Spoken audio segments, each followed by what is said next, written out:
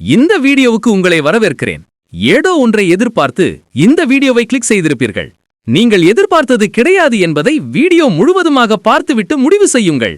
பாதியில் சென்று விட வேண்டாம். கமெண்ட் செக்ஷன்ல உங்க ஒபினியன்ஸ் ஷேர் பண்ணுங்க. உங்களுக்கு என்ன மாதிரியான கண்டென்ட் வேணும்னு சொல்லுங்க. நான் உங்க ஒவ்வொரு கமெண்ட்டையும் படிப்பேன். உங்க ஃபீட்பேக்கா எங்களுக்கு டைரக்ஷன் கொடுக்கும். நீங்க சொல்ற டாபிக்ஸ்ல நாங்க வீடியோ செய்வோம். இந்த வீடியோ உங்களுக்கு பிடிச்சிருந்தா லைக் பட்டனை அழுத்துங்க. அது எங்களுக்கு ரொம்ப மோட்டிவேஷன் கொடுக்கும். ஒரு சிம்பிள் கிளிக் தான், ஆனா அது எங்களுக்கு ஹியூஜ் என்கரேஜ்மென்ட். இன்னும் சப்ஸ்கிரைப் பண்ணலைனா சப்ஸ்கிரைப் பட்டனை அழுத்தி பெல் ஐகானையும் ஆன் பண்ணுங்க. அப்போதான் நாங்க அப்லோட் பண்ணும் எல்லா வீடியோஸும் உங்களுக்கு நோட்டிஃபிகேஷன் வரும். நீங்க என்ன வீடியோவையும் மிஸ் பண்ண மாட்டீங்க.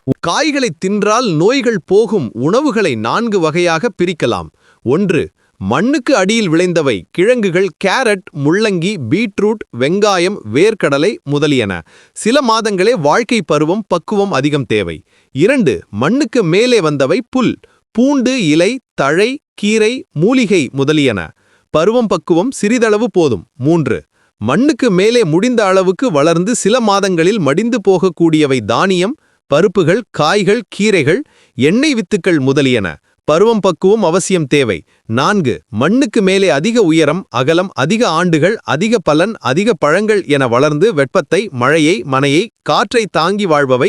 இதன் வேர்கள் வெகு ஆழம் நீளம் சென்று வரும். இவைதான் மரங்கள். இவை தருவதுதான் வரங்கள். இவை தருவது கனிகள். செரிமானம் சுலபம். எல்லா சத்தும் உடையது. முதல் 3 நிலைகளிலும் வருவதுதான் காய்களும், கீரைகளும், மூலிகைகளும். இவைகளை மனித உடல் செரிமானம் செய்வது கடின வேலை. மிருகங்கள், புழு, பூச்சிகள் முதலியன இதற்கு ஏற்ப வாழ்கின்றன. தானியங்களையும் பருப்புகளையும் செரிமானம் செய்வது கடின வேலை.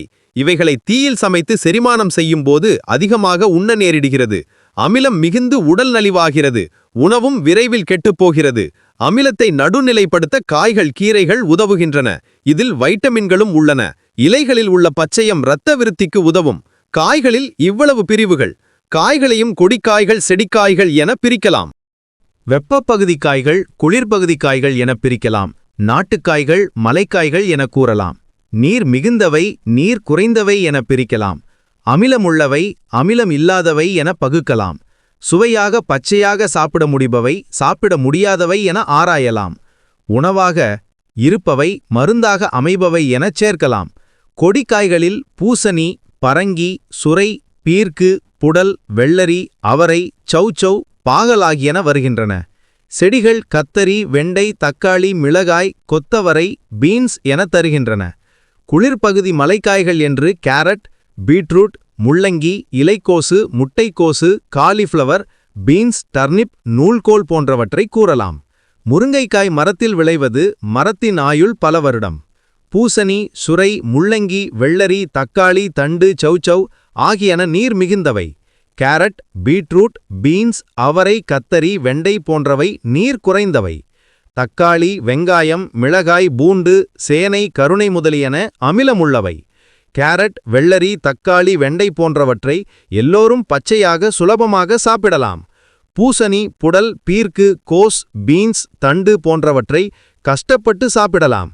மிளகாய், வெங்காயம், பாகல், முள்ளங்கி, சேனை, டர்னிப், நூல்கோல், கொத்தவரை, அவரை, இஞ்சி, கத்தரி போன்றவற்றை சாப்பிட முடியாது. சாப்பிட்டால் துன்பம் வரும், நோய் தரும். பூசணி, சுரை, பீர்க்கு, புடல், மேராக்காய், வெண்டை போன்றவை மென்மையான சுவை.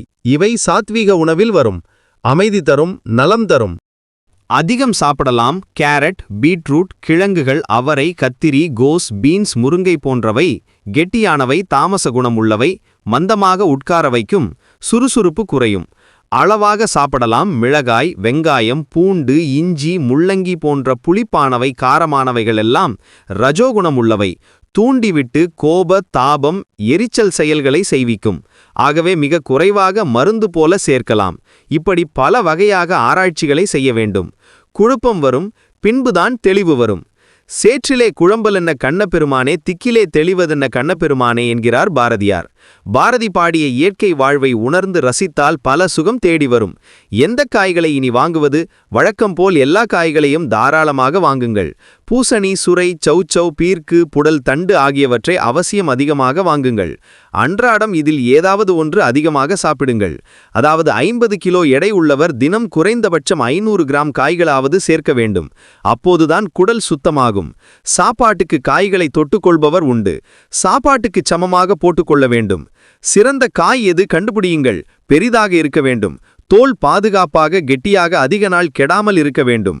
நீர்ச்சத்து அதிகம் இருக்க வேண்டும், சாத்வீக குணம் இருக்க வேண்டும், சூரிய ஒளியும் வெப்பமும் செடிக்கும் இலைக்கும் காய்க்கும் அதிகம் கிடைக்க வேண்டும், செடியின் வேருக்கும் காய்க்கும் இடையே அதிகபட்ச தூரம் இருக்க வேண்டும், அதாவது நீரை வடிகட்டும் திறன் கூடுதலாக இருக்க வேண்டும், கை நிறைய எடுத்து வாய் நிறைய சுவைத்து வயிறு நிறைய சாப்பிட முடிய வேண்டும், மனம் நிறைவடைய வேண்டும், எந்த கெடுதலும் உடம்புக்கோ உறுப்புக்கோ உயிருக்கோ வரக்கூடாது, இந்த காய்க்கு கொஞ்சம் தெய்வீக தன்மை இருப்பதாக முன்னோர்கள் கருதியிருக்க வேண்டும், யாகம் யோக காரியங்களில் இடம் பெற்றிருக்க வேண்டும், இனிப்பு பலகாரத்திலும் இடம் பிடிக்க வேண்டும்.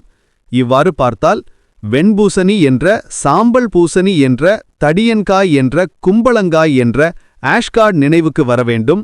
இதற்கு அடுத்தபடியாக சுரை, மேராக்காய், பீர்க்கு, புடல் என்று சிறப்பு வரிசை அமையும். இதன் பின்பு உங்கள் உடம்புக்கு ஒத்துக்கொள்வதற்கு ஏற்பவும், மனதிற்கு பிடித்த மாணவை என்பதற்கு ஏற்பவும், உள்ளூரில் பருவத்தில் கிடைப்பவை என்பதற்கு ஏற்பவும், நியாயமான மலிவான விலை என்பதற்கு ஏற்பவும், வெட்டவும் சமைக்கவும் சுலபம் என்பதற்கு ஏற்பவும் சிறப்பு வரிசையை அமைத்துக் கொள்ளுங்கள். எப்படி சமைப்பது? 1000 பேர் 100 விதமாக சமைப்பார்கள். எங்களது 40 ஆண்டுகால அனுபவ முறை இதுதான். வேண்டிய காய்களை அதிகபட்சம் 3 வகை இருக்கலாம். நன்றாக கழுவி பெரிய துண்டுகளாக வெட்டிக் கொள்ளவும். அதாவது 1 அங்குல கன சதுரத்தில் அல்லது 2 அங்குல நீளத்தில் வெட்ட வேண்டும். காய்கள் பாதி மூழ்கும் அளவுக்கு தண்ணீர் விட்டு வேக வைக்கவும். ஒரு வெங்காயம், ஒரு தக்காளி, ஒரு மிளகாய், சிறிது சீரகம் சேர்க்கலாம். வேகும்போதே நல்ல மணம் வரும். 3/4 வேக்காடு அல்லது அரை வேக்காடு வெந்தவுடன் இறக்கி வைத்து தேங்காய் துருவல், மல்லி இலை இரண்டும் தாராளமாக போட்டு கலக்கி மூடி வைத்து விடவும். 1/4 மணி நேரம் கழித்து சாப்பிடலாம். நீர் அதிகமாக இருந்தால் சூப்பாக சாப்பிடலாம். சாப்பிடும்போது உப்பு மிளகு சேர்க்கலாம். முதலில் உப்பு போட்டால் காய்களின் நீர்ச்சத்து வெளியே வந்துவிடும். காய்களின் உண்மைச் சுவை போய்விடும்.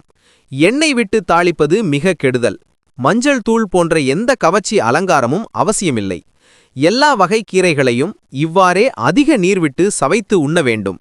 எங்கள் வீட்டில் சிலர் காய்களை தொடுவது கிடையாது, கீரையை ஒதுக்குகிறார்கள். என்ன செய்வது? எப்படி மாற்றுவது? அந்த காய் இப்படியாமே, இந்த காய் அப்படியாமே, இந்த அக்கா அப்படி சொல்கிறார், அந்த அக்கா இப்படி சொல்கிறார், இது போல 100 கேள்விகள் வரும். எல்லாம் எழுதி அனுப்புங்கள். அடுத்த பெரிய புத்தகத்தில் சந்திப்போம். நன்றி, வணக்கம். கடைசியா ஒரு ரிக்வெஸ்ட், இந்த இன்ஃபர்மேஷன் உங்க ஃப்ரெண்ட்ஸ் கிட்ட ஷேர் பண்ணுங்க. நாலேஜ் ஷேர் பண்ணும்போது தான் அது மல்டிப்ளை ஆகும். உங்க சர்க்கிள்ல இருக்கிற எல்லாருக்கும் இந்த கான்டென்ட் யூஸ்ஃபுல்லா இருக்கும். நாங்க இன்னும் நிறைய எக்ஸைட்டிங் கண்டென்ட்டோட வர போறோம். உங்க சப்போர்ட் இருந்தா நாங்க இன்னும் பெட்டர் வீடியோஸ் கொண்டு வர முடியும். டுகெதரா நாம ஒரு அமேசிங் கம்யூனிட்டி பில்ட் பண்ணலாம். அடுத்த வீடியோவில் மீண்டும் சந்திக்கலாம். அது வரைக்கும் சேஃபா இருங்க, ஹாப்பியா இருங்க. யூனிக் சொல்யூஷன் ஃபேமிலியிலே நீங்களும் ஒரு பார்ட். நன்றி நண்பர்களே.